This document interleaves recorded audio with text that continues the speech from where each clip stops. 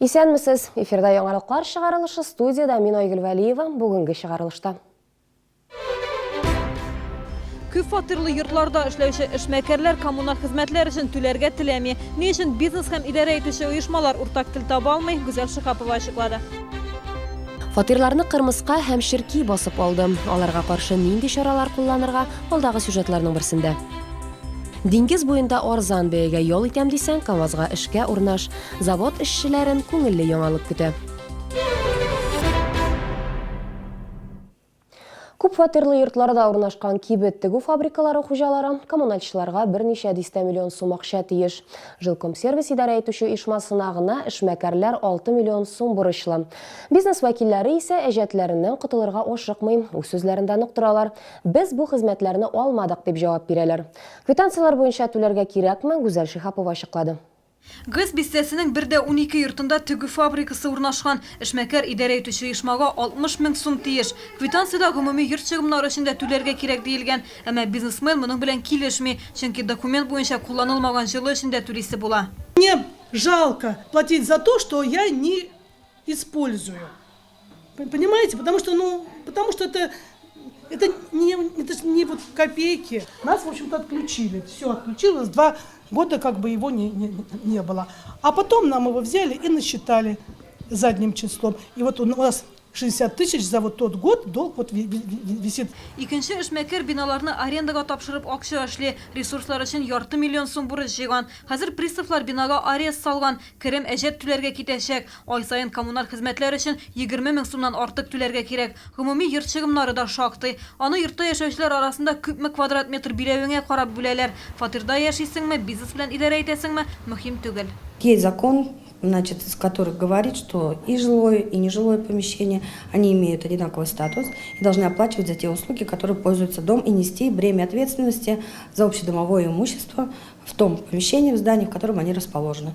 Поэтому, в принципе, оплата у них производится так же, как и населению, по тем же статьям, по тем же, значит, тарифам, которые утверждены исполнительным комитетом. Бер яктан караганда эшмәкәрләр эшли торган бинада идән юмыйлар, подъездларда ут янмый, ресурслар өчен исәпләү җайланмалары буенча түлиләр. Әмма ут, су һәм газ гомуми каналлар аша килә. Аларны даими рәвештә төзекләндерергә һәм тәртиптә тотарга кирәк.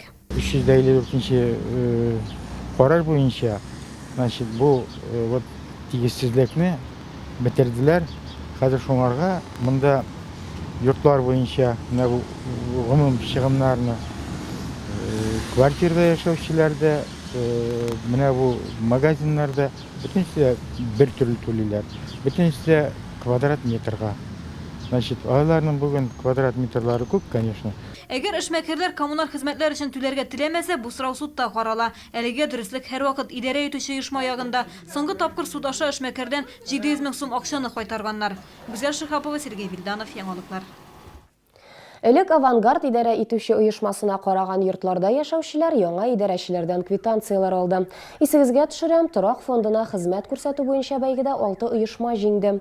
Әгәр коммуналь хезмәтләр өчен авангард счетына акча күчерүчеләр бар икән, шәһәр исәпләү үзәгенә яки идарә итүче оешмага мөрәҗәгать итәргә кирәк. Үзең белән түләү кәгазьләрем яки интернет аша башкарылган түләмнәрнең тарихы булу мөһим. Башкарма комитетта коммуналь хезмәтләр өчен 2 тапкыр түләргә туры килмәячәк дип ышандырдылар. 36-нчы, 37-нчы, 46-нчы, 56-нчы, 58-нчы комплексларда яшәүчеләргә кырмыскалар һәм ширкиләр һөҗүм итә.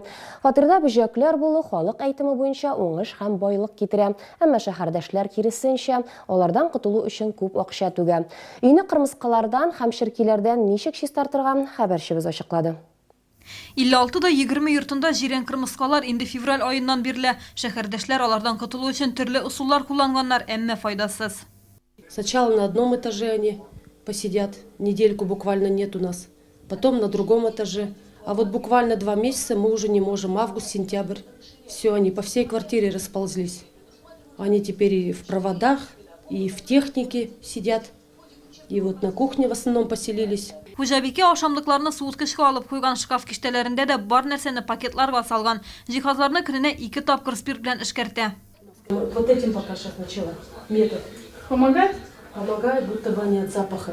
Шәһәрнең дезинфекция хезмәтендә бу проблемага зарланучылар күп дип аңлаттылар. Кырмыскалар фатирда гына була. Гадәттә алар кибеттән алган азык-төлек белән ияреп кайта. Бер ел эчендә кырмыска гаиләсе 3000-гә кадәр ишәергә мөмкин. Бөҗәкләр белән йорттагы барлык кеше берләшсә генә көрәшеп була. Бороться нужно жильцам. И бороться не одному просто жильцу в квартире, а именно вот по стояку. Бороться с ними нужно в основном приманкой. Потому что матка, она спрятана где-то в таких затаенных местах, и чтобы ее муравьи накормили, и получается, как бы кормление идет в рот. И вот это приманки, они более эффективны, чем все вот эти препараты. Белгечләр азык-төлеккә бор кислотасы кушып капкыннар ясарга киңәш итә. Сабыр булырга кирәк. Көрәш 4 айга, хәтта ярты елга кадәр дәвам итәргә мөмкин. 52-нче комплекста яшәүчеләр ширкиләрдән ничек котылырга белми.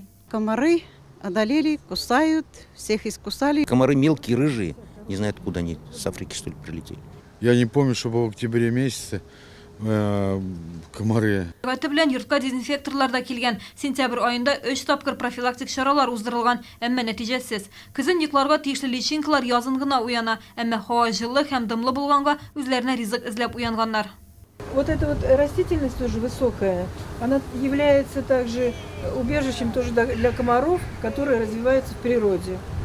И вот последняя обработка подвала, который мы обрабатывали, по окошкам и зацепили немножко здесь, показали, что здесь тоже были комары. Белгечләр профилактика максатыннан агач һәм куакларны кисеп торырга киңәш итә. Әлегә төрле репеллентлар кулланасы була, чөнки черкиләр суыклар башлангач кына юкка чыгачак. Гүзәл Шихапова, Луиза Сафуанова, Сергей Вильданов, Яңалыклар. КАМАЗ хезмәткәрләре ял итәргә арзан бәягә диңгезгә бара ала. Завод җитәкчелеге Геленджиктагы Приморье пансионаты белән килешү төзеде. Анда махсус дәвалау программалары каралган. Юллама бәясенең 70%-ын правком каплаячак. Бу мөмкинлек теләге булган һәр хезмәткәргә дә тәкъдим ителә.